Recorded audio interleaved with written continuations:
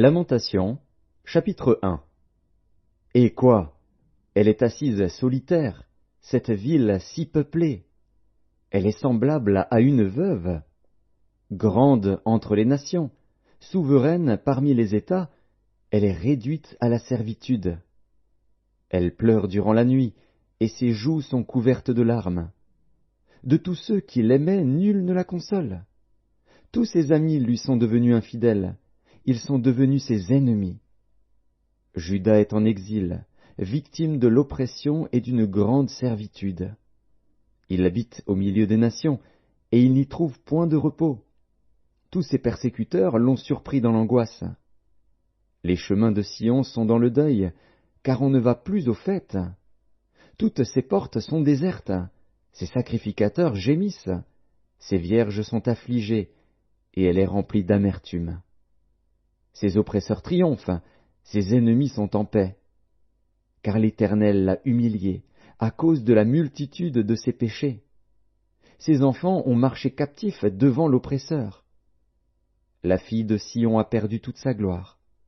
Ses chefs sont comme des cerfs qui ne trouvent point de pâture et qui fuient sans force devant celui qui les chasse.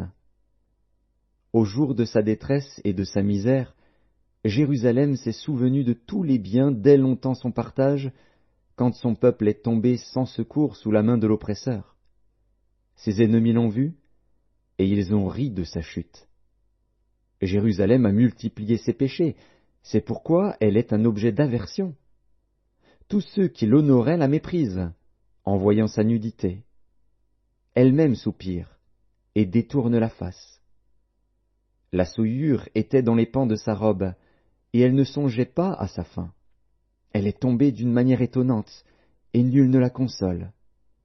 Vois ma misère, ô Éternel! Quelle arrogance chez l'ennemi!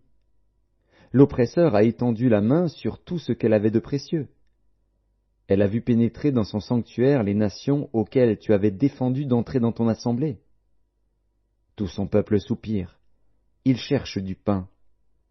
Ils ont donné leurs choses précieuses pour de la nourriture, afin de ranimer leur vie. Vois, Éternel, regarde comme je suis avili. Je m'adresse à vous tous qui passez ici.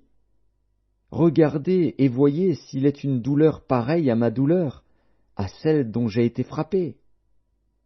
L'Éternel m'a affligé au jour de son ardente colère. D'en haut, il a lancé dans mes os un feu qui les dévore. Il a tendu un filet sous mes pieds. Il m'a fait tomber en arrière. Il m'a jeté dans la désolation, dans une langueur de tous les jours. Sa main a lié le joug de mes iniquités. Elles se sont entrelacées, appliquées sur mon cou. Il a brisé ma force. Le Seigneur m'a livré à des mains auxquelles je ne puis résister. Le Seigneur a terrassé tous mes guerriers au milieu de moi. Il a rassemblé contre moi une armée pour détruire mes jeunes hommes. Le Seigneur a foulé au pressoir la Vierge, fille de Juda. C'est pour cela que je pleure, que mes yeux fondent en larmes, car il s'est éloigné de moi, celui qui me consolerait, qui ranimerait ma vie. Mes fils sont dans la désolation, parce que l'ennemi a triomphé.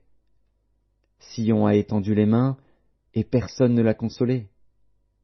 L'Éternel a envoyé contre Jacob les ennemis d'alentour. Jérusalem a été un objet d'horreur au milieu d'eux. L'Éternel est juste, car j'ai été rebelle à ses ordres. Écoutez, vous tous, peuple, et voyez ma douleur. Mes vierges et mes jeunes hommes sont allés en captivité. J'ai appelé mes amis, et ils m'ont trompé. Mes sacrificateurs et mes anciens ont expiré dans la ville. Ils cherchaient de la nourriture, afin de ranimer leur vie. Éternel, regarde ma détresse. Mes entrailles bouillonnent, mon cœur est bouleversé au-dedans de moi, car j'ai été rebelle. Au dehors l'épée a fait ses ravages, au dedans la mort. On a entendu mes soupirs, et personne ne m'a consolé. Tous mes ennemis ont appris mon malheur, ils se sont réjouis de ce que tu l'as causé. Tu amèneras, tu publieras le jour où ils seront comme moi. que toute leur méchanceté vienne devant toi, et traite-les comme tu m'as traité, à cause de toutes mes transgressions. Car mes soupirs sont nombreux, et mon cœur est souffrant.